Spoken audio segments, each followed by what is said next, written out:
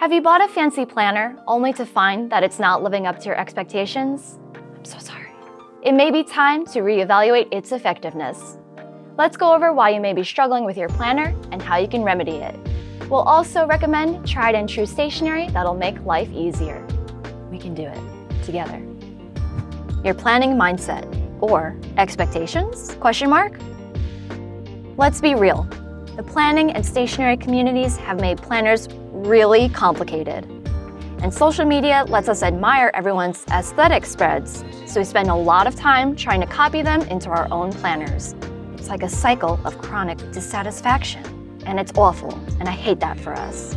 Your planner should be a tool that helps you organize your day and remember what tasks you need to get done. Full stop. You could just click out of the video right now. If your planning system takes so much time and effort to use that you don't even want to look at it, you should consider why you're using it in the first place. Planners don't have to look pretty on the inside. They should make life less chaotic and more productive. Choose a planner that works for you, not other people. Planner style. What do you actually need to do and remember? If you've seen any of our staff members' planning videos, you know that we try to make the process frictionless.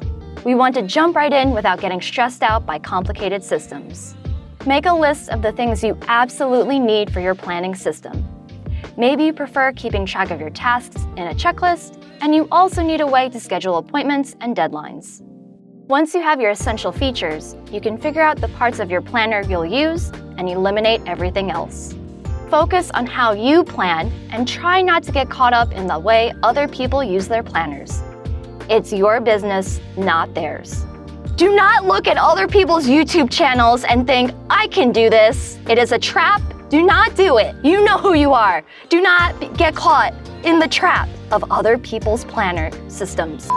For example, you might feel like you're getting your life together when you start tracking 12 habits, your mood, finances, the weather, water intake, sleep patterns. But you could get so overwhelmed that you stop tracking things altogether. You just give up. Instead, start with a few habits that are really important to you. Then add more later if you'd like. But don't go overboard. Please start small.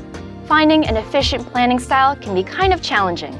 But remember, you can modify how you plan at any time. Planner layout.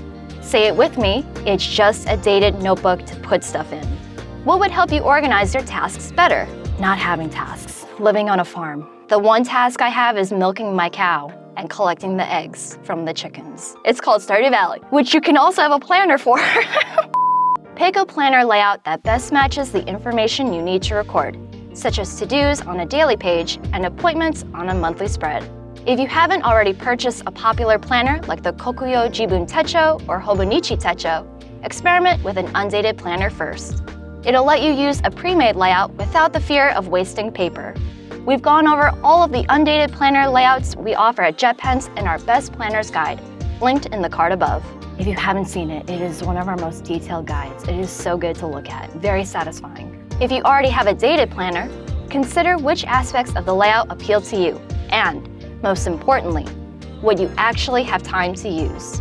It's okay if some parts of your planner end up unused. It's better to not force yourself to use them if they detract from your productivity and happiness.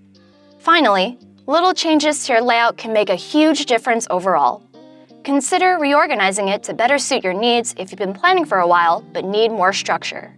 For example, instead of using one tedious list for tasks, separate them into columns based on what's urgent, low priority, and long-term. Very simple, but very effective. Tools to make planning easier. Now that we've gone over how to choose the optimal planner, let's talk about some stationery that'll make planning efficient and enjoyable. Memo pads like the Midori Patto are great if you write down tasks throughout the day. This is especially helpful if new projects pop up and you don't have your planner on you. Items can be moved to your planner later when you have time to sort through what's been accomplished and what still needs your attention. The Patto's pages are lightly glued together along the left side, allowing you to jump to the last page you used and keeping clean pages together. It also lessens the chance of crumpled pages when transporting it in a bag. Jot down reminders on Nakabayashi WU sticky notes. They're easy to stick in a planner and will stay in place so you don't have to worry about them falling off.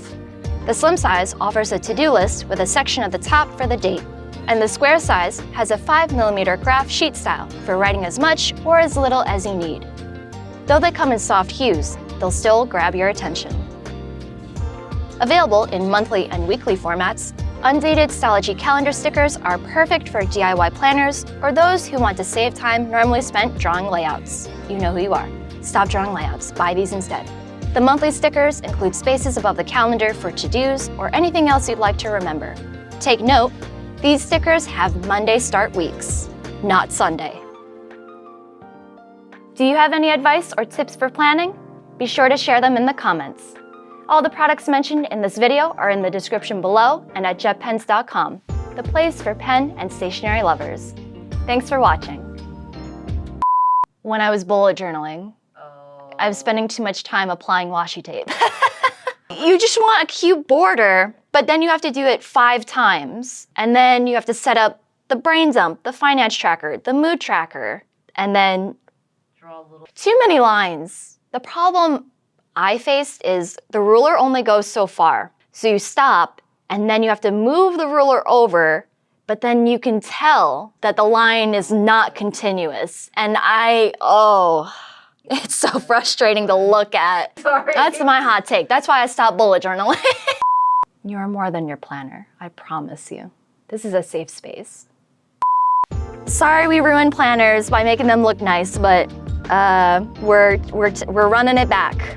Reverse, we are reclaiming the productive planner, not the pretty planner.